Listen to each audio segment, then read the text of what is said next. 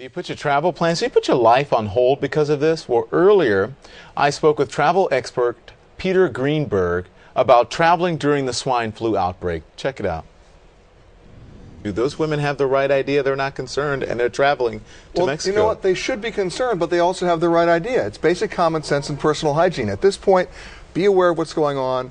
Practice good personal hygiene. Wash your hands as early and as often as you can, no matter whether there's a flu outbreak or not, and you'll be okay. Mexico's not the only country affected. I mean, there are other countries. I mean, New Zealand, people travel there, a beautiful country. What are other countries doing around the country as precaution? Well, first of all, Tokyo right now, if you're coming off the plane from anywhere in North America, there's somebody there at the jetway with a device that's going to measure your temperature.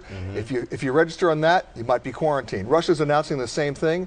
And you also have China, that they were doing that after the whole SARS crisis. I won't call it the SARS outbreak because there never was an outbreak. The crisis was nobody was going. Yeah, that's nobody, and not many people were flying. So when you get off the plane and they check your temperature, the airlines are doing that as the government. No, What's the airline? The government is doing it. What's the airline? What are the airlines doing? What the airlines are doing, almost all of them in the United States are allowing, they're waiving any penalties or cancellation fees if you don't want to go to Mexico right now. That's the right thing to do. Yeah, you know, it reminded me of something. When people, did they take people's temperature, or they went through a thing, and if your temperature was high during SARS, they wouldn't let you go on or something? That's the quarantine issue. Yeah. The real issue right now is what are the hotels doing, because it's one thing for the airlines to waive the fees. Hotels are on a case-by-case basis. If you've got a deposit at a hotel, do you go or not go if you're not going to get your deposit back? Okay, you said they've got the right idea because they have the right to travel. We're talking about those two ladies, but they should be concerned. All right, here's the bottom line. Okay. Travel or not?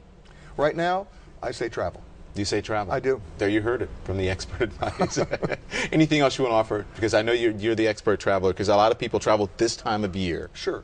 You know, my philosophy, it's going to sound somewhat politically insensitive, is anytime there's an emergency, a civil disturbance, or just a crisis like this that may or may not be in fact, what a great time to go. Great service, great opportunities, and as long as you practice great personal hygiene and common sense, you'll have a great time. Like after I shake your hand, I should probably wash them, but I'll do the exact same thing. We're old friends. Peter and I used to work together many, many moons ago, and it's good to see you again here in New York City. Thank you very much. Peter Greenberg, our travel expert.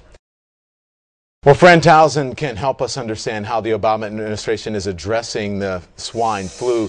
She counseled President George W. Bush on viral outbreaks as his Homeland Security advisor. She joins us tonight from Washington, D.C. Thank you. And she is a CNN's national security contributor, so we appreciate you joining us. So, Fran, what is your take on how before I ask you about how the Obama administration is handling this so far, it caught our attention when one of the officials said that they fear there will be deaths in the U.S. Talk to us about that. Well, I think they're right to prepare the American people. We've seen at least 20 confirmed deaths in Mexico and upwards of 80 deaths, not all of those confirmed. I think you can expect each day, each hour, we see more confirmed cases across the U.S. We now have confirmed cases in Canada. And I think you're going to continue to get news of confirmed swine flu cases. And it's just the likelihood is the more cases you get, the more likely you are to see more severe illness. So I think they're right to prepare the American people to expect that. Okay, here's the interesting thing. When we had the 8 students who were confirmed here today, I think people are concerned because they really don't know how these people got it, and that's a concern. So the fear level here, how can you speak to people about that? Well, look, I think Mayor Bloomberg is doing exactly the right thing. As we've heard from Susan Candiotti up in New York, no question these children got sick. It was not severe. They've recovered. The school has taken the right steps about cleansing and cleaning of the school. Mayor Bloomberg has decided not to close schools tomorrow. We need to watch it, though, because what we found when we studied the response to the 1918 pandemic was social distancing. That is the canceling of public gatherings and the canceling of school, like we've seen where there's a severe outbreak in Mexico, is one of the most effective things you can do. I think Mayor Bloomberg's right. There's no indication that's necessary now in New York, but we'll have to see. As more cases get reported, we may need to see localities take those sorts of measures. You know, Ms. Townsend, in these instances when these sorts of illnesses pop up, you know, with the avian flu and with SARS and what have you, people sort of have gotten used to it and they go, oh, you know, it's something that'll pop up and then it goes away. This one seems to be happening a lot faster. I'm seeing a lot more people, just from my experience, getting sick very quickly. No, I think that's right. They say that from the time of exposure to the time you actually show symptoms is somewhere around 48 hours. It does come on quickly. The good news is so far, Don, it seems to go away quickly. And most of the children who were treated in New York didn't even require antiviral treatment. They just sort of lived through it.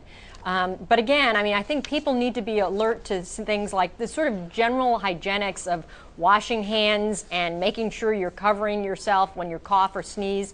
Those things can actually be very helpful in limiting exposure. And, you know, I was trying to get the number of what exactly the government was doing to try to get a vaccine for this. But obviously it doesn't appear, Tamiflu doesn't appear to work with this. So talk to us about the government's response when it comes to this, because we really don't have a vaccine so far. How long will it take them to catch up, and can they? Well, they can catch up, and I think they've begun the preliminary steps to do that. Actually, Don, our understanding from public health officials is that Tamiflu and Relenza, another antiviral drug, are effective against this. One of the things you do is you use it to treat someone who is ill. That's the first use of it.